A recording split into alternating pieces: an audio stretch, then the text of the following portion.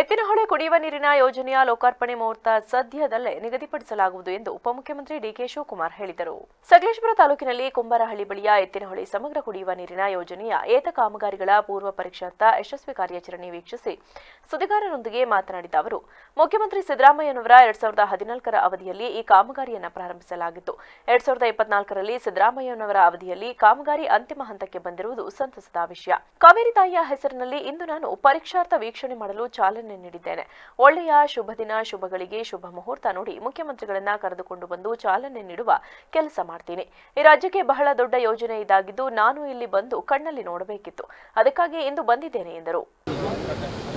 ಇವತ್ತು ನಿನ್ನೆ ರಾತ್ರಿನೇ ಟ್ರಯಲ್ ರನ್ನ ಪ್ರಾರಂಭ ನಿನ್ನೆ ಸಾಯಂಕಾಲ ಮಾಡಿದ್ದೀವಿ.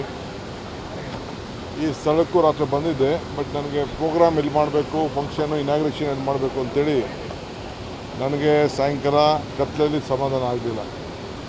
ಅದಕ್ಕೆ ಕೆಲವರಿಗೆಲ್ಲ ಡೈರೆಕ್ಷನ್ಸ್ ಕೊಡಬೇಕಾಯಿತು ನಮ್ಮ ಅಧಿಕಾರಿಗಳಿಗೆ. ಸೊ ನನಗೆ ಪ್ಲಾನಿಂಗ್ ಕಮಿಷನ್ದು, ಫೈನಾನ್ಸ್ ಕಮಿಷನ್ದೆಲ್ಲ ಮೀಟಿಂಗ್ ಇತ್ತು. ಆದರೂ ಹೋಗಿ ಜಾಯ್ನ್ ಆಗೋಣ, ಚೀಫ್ ಮಿನಿಸ್ಟರ್ ಇರ್ತಾರೆ ಅಂಥೇಳಿ ನಾನೇ ಇದನ್ನು ಖುದ್ದಾಗಿ ನೋಡಿ ಎಲ್ಲಿ ಕಾರ್ಯಕ್ರಮ ಮಾಡಬೇಕು, ಹೇಗೆ ಮಾಡಬೇಕು ಅಂತೇಳಿ ನನ್ನ ಅಧಿಕಾರಿಗಳಿಗೆ ಡೈರೆಕ್ಷನ್ಸ್ ಕೊಡಬೇಕು ಅಂತೇಳಿ ರಾತ್ರಿನೇ ಇಲ್ಲಿ ಉಳ್ಕೊಂಡೆ. ಇಲ್ಲಿ ಭಾಳ ಜನ ಭೂಮಿ ಕೊಟ್ಟಿದ್ದಾರೆ. ಇನ್ನು ಅವೈಜ್ಞಾನಿಕ ಕಾಮಗಾರಿಯಿಂದ ಭೂಕುಸಿತವಾಗುತ್ತಿದೆ, ₹1 ಪರಿಹಾರ ನೀಡಿಲ್ಲ ಎಂದು ಸ್ಥಳೀಯ ಶಾಸಕ ಸಿಮೆಂಟ್ ಮಂಜು ಅಸಮಾಧಾನ ವಿಚಾರವಾಗಿ ಮಾತನಾಡಿದ ಅವರು, ಎಲ್ಲೆಲ್ಲಿ ಡ್ಯಾಮೇಜ್ ಆಗಿದೆ ಎಲ್ಲ ರೆಡಿ ಮಾಡೋಣ, ಎಲ್ಲ ರಿಪೇರಿ ಮಾಡಿಸ್ತೀವಿ, ತಲೆ ಕೆಡಿಸಿಕೊಳ್ಬೇಡಿ. ಕಾಮಗಾರಿ ಮುಗಿಯುವ ಹಂತದಲ್ಲಿದ್ದು ಸಣ್ಣ ಪುಟ್ಟ ಅಡಚಣೆಗಳಿವೆ, ಇವುಗಳನ್ನು ಪೂರೈಸಿ ಯೋಜನೆ ಕಾರ್ಯಗತ ಮಾಡಲಾಗುವುದು. ಅರಣ್ಯ ಇಲಾಖೆ ಕೆಲವು ಪ್ರದೇಶಗಳಲ್ಲಿ ಅಡಚಣೆ ಮಾಡುತ್ತಿದ್ದಾರೆ ಎಂದು ನನಗೆ ಮಾಹಿತಿ ಸಿಕ್ಕಿದೆ. ಅವರಿಗೆ ಭೂಮಿಯನ್ನು ಸಹ ನೀಡಲಾಗಿದೆ. ನೋಡಪ್ಪ, ನನಗೆ ದೇವ್ರ ಬಗ್ಗೆ ನಂಬಿಕೆ ಇದೆ, ನ್ಯಾಯಾಲಯದ ಬಗ್ಗೆ ನಂಬಿಕೆ ಇದೆ.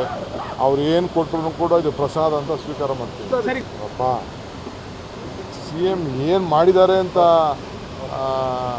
ಎಲ್ಲರೂ ಕಾತರದಿಂದ ಇದ್ದಾರೆ. ಏನೂ ಆಗುವುದಿಲ್ಲ. ಇದು ಅಷ್ಟು ಸುಲಭವಾದ ಕೆಲಸ ಅಲ್ಲ. ಅವ್ರದ್ದೇನಾದ್ರು ಸಿಗ್ನೇಚರ್ ಆಗಿದ್ರು, ಅವ್ರದ್ದೇನಾದ್ರು ಮಾಡಿದರೆ, ತಪ್ಪು ಮಾಡಿದರೆ ಪರವಾಗಿಲ್ಲ. ಜಮೀನು ಕಳ್ಕೊಂಡವರು ಅರ್ಜಿ ಕೊಟ್ಟವ್ರೆ, ಅರ್ಜಿ ಕಟ್ಕೊಂಡವ್ರೆ BJPಯವರು ಸೈಟ್ ಕೊಟ್ಟವ್ರೆ. ಇಷ್ಟು ಬಿಟ್ಟರೆ ಇನ್ನೇನಿದೆ? ಆಯಿತು, ಈಗ ನಾನು ಅವ್ರಿಗೆಲ್ಲ ನಕಲಿಗೆಲ್ಲ ನಾನು ಉತ್ತರ ಕೊಡಲ್ಲ, ಅಸಲಿಗೆ ಮಾತ್ರ ಕೊಡ್ತೀನಿ.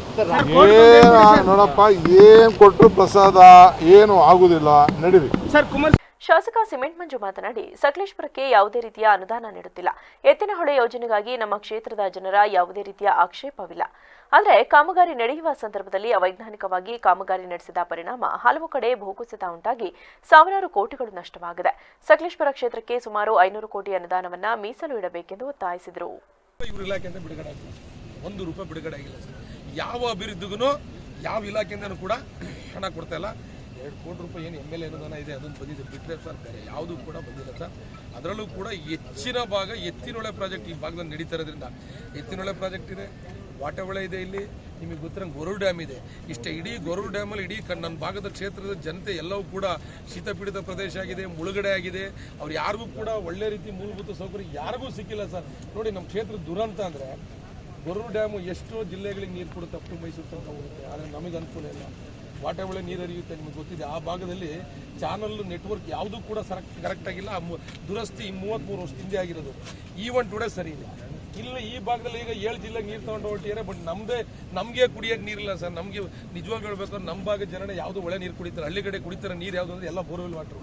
ಸಕಲೇಶಪುರ ನಗರದಲ್ಲಿ ಹೇಮಾವತಿ ನೀರು ಕುಡಿತಾರೆ ಬಿಟ್ಟರೆ ಬೇರೆ ಎಲ್ಲೂ ಕೂಡ ಕಟ್ಟಾಯದ ಸಮೇತ ಅಲ್ಲಿಯ ಸ್ಥಳೀಯ ಹೇಮಾವತಿ ನೀರನ್ನ ಕುಡಿತಕ್ಕಂಥ ವಾತಾವರಣ ಇಲ್ಲ.